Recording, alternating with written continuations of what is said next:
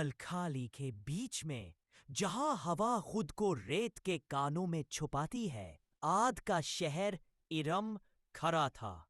اس کے ستون آسمان کو چھوتے تھے اور ہر ستون پر سونے کی تختی لگی تھی جس پر لکھا تھا، ہم سے بڑھ کر کوئی طاقت نہیں۔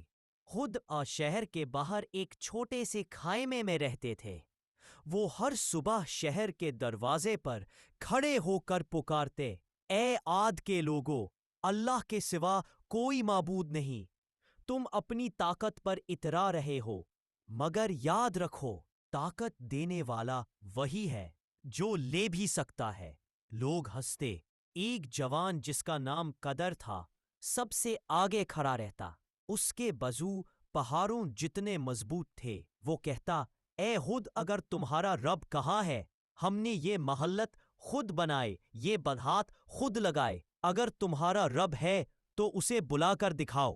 ہر بار خود خاموشی سے واپس چلے جاتے، مگر ان کی آنکھوں میں ایک عجیب اداسی تھی، جیسے وہ کوئی ایسی چیز دیکھ رہے ہوں جو باقی سب اندھے ہے۔ ایک رات قدر اپنے محل کی چھت پر لیٹا تھا۔ آسمان صاف تھا، ستارے چمک رہے تھے۔ اچانک ہوا رک گئی، بالکل رک گئی۔ اس کی سانس بھی بند ہوئی۔ پھر دور افق پر ایک سیاہ لکیر نظر آئی۔ وہ لکیر بڑھتی گئی، پھیلتی گئی۔ یہ بادل نہیں تھا، یہ کوئی ایسی چیز تھی جو اندھیرے کو بھی نگل رہی تھی۔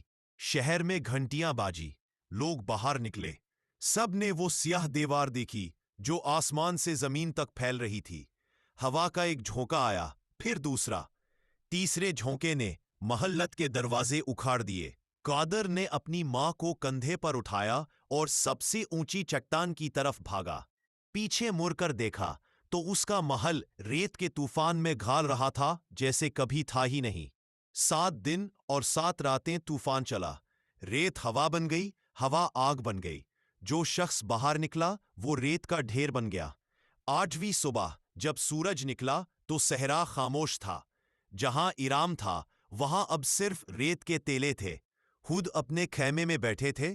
ان کے سامنے صرف ایک چیز بچی تھی، قادر کی ماں جو بے ہوش پڑی تھی۔ اس کی آنکھیں کھلی تھی مگر وہ کچھ دیکھ نہیں رہی تھی۔